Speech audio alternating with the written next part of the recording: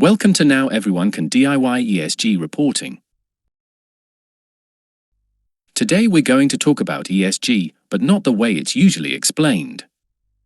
This session is designed specifically for small and micro business owners. If you've heard the term ESG and thought it was only for large corporations, consultants, or listed companies, you're not alone. By the end of this episode, you'll understand what ESG really is, why people are asking you about it, and what you actually need to prepare without panic, without jargon, and without unnecessary tools. Many small business owners are surprised when ESG suddenly comes up. A bank might ask about ESG. A client might include ESG questions in a tender. A larger company might ask about your sustainability practices. This often feels confusing and unfair, especially when you're focused on running a business, managing cash flow, and serving customers. The key thing to understand is you're not being asked because you're doing something wrong. You're being asked because expectations are changing. When ESG questions appear, many small business owners feel lost. You might wonder why this applies to you at all.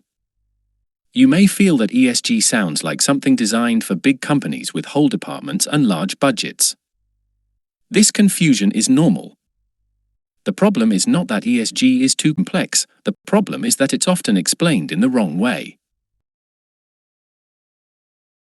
At this point, fear usually follows confusion. People start asking themselves, is ESG expensive? Do I need consultants? Will I get into trouble if I answer incorrectly? These fears stop many businesses from even starting. But before you make it's important to pause, because most of these fears are based on misunderstandings. Let's stop for a moment. ESG is not a test you suddenly failed.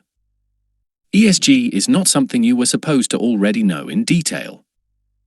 And ESG is not about producing a perfect report overnight. The first step is simply understanding what ESG really means in practice, especially for a small business. ESG is often mistaken for a document or a report. In reality, ESG is about how you already run your business. Environment refers to how your operations affect resources like energy and waste. Social refers to how you treat staff, contractors, and customers.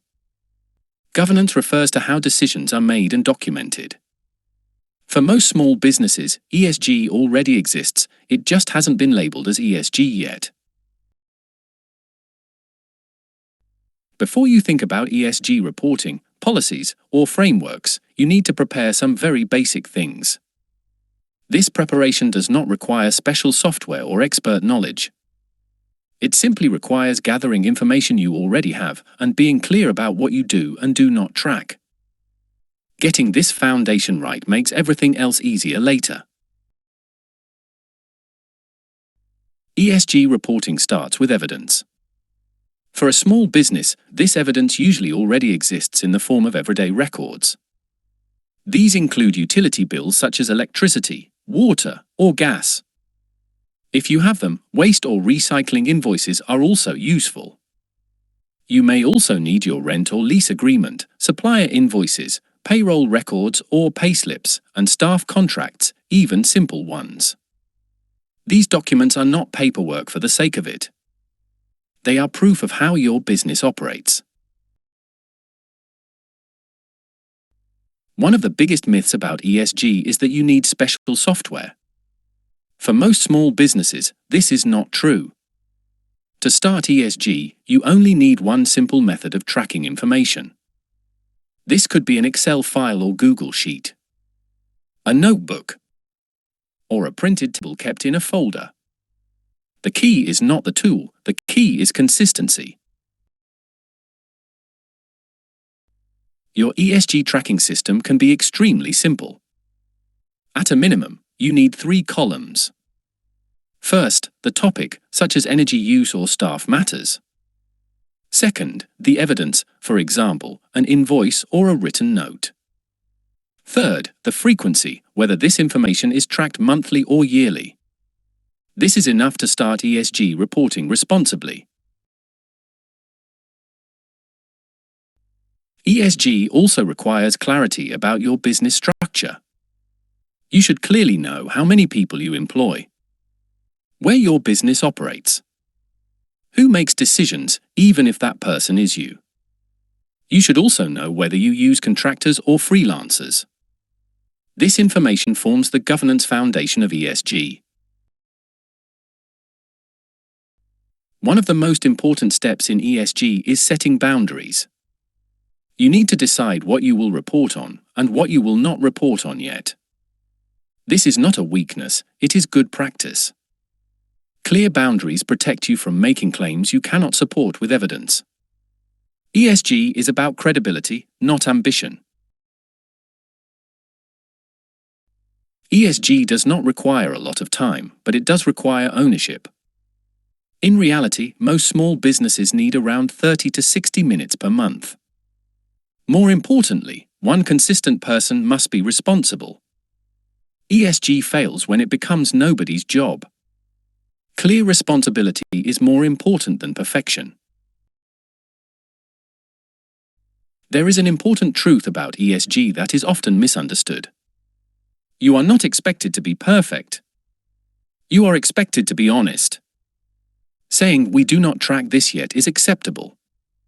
Overclaiming, however, creates serious risk. In ESG, honesty builds trust, exaggeration destroys it. At the beginning of your ESG journey, there are many things you do not need. You do not need ESG software. You do not need carbon calculators. You do not need consultants. You do not need fancy policies or certifications. These may come later or not at all. Starting simple is not a shortcut, it is the correct approach. Now that you understand what ESG really involves, the next question is more important.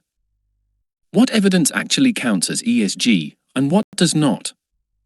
This is where many small businesses make mistakes without realizing it. In the next episode, we will look at this question in detail. ESG does not need to be complicated. It needs to be thoughtful, honest, and consistent. Start simple. And do it properly.